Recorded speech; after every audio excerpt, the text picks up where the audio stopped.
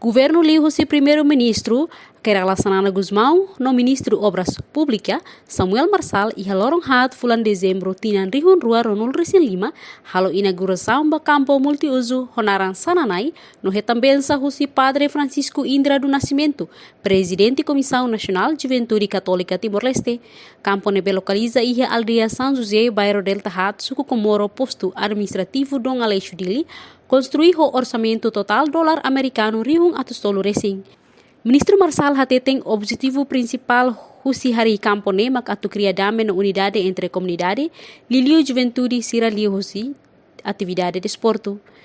Uso ba jovem sira, labele pinta-pinta, o sida hakere kinaba, 22, 33, 44, 55, ita estraga tia fate idane.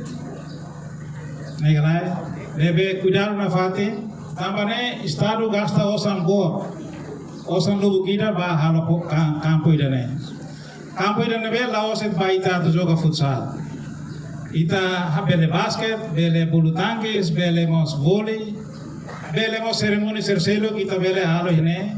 Dunemos, chefe governo Sanana Gusmão, husuba jovem sira atu mantém campo refere ba competição de esporto niang no halibur e redame laos usa ba atividade arte marciais. Ini cuidado, a gente nem pode parar, a bolsa do pai, e eu mantenho tudo que eu fiz, sou também na beleza campo. Olha, precisa. Tudo nome pagando. Espiritual. Esporto tidak bukan lagi.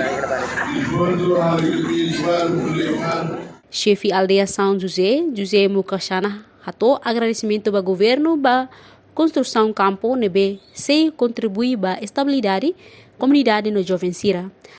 Lapangan futsal nebe maka tiap tenis ba komunidade dage au desa turnari sefiagia au lori honi komunidade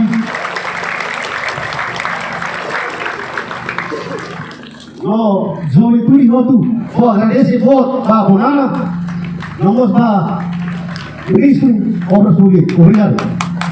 Governo fonaram ba campo refere Sananai, hodi fo ondra ba descoberta fóssil fong ideia manatutu, ho pesquisa nebe halo husi Instituto Geociência Timor-Leste, IZTL. Foi lançamento, governo hamutuko comunidade continua quedas ho jogo amizade.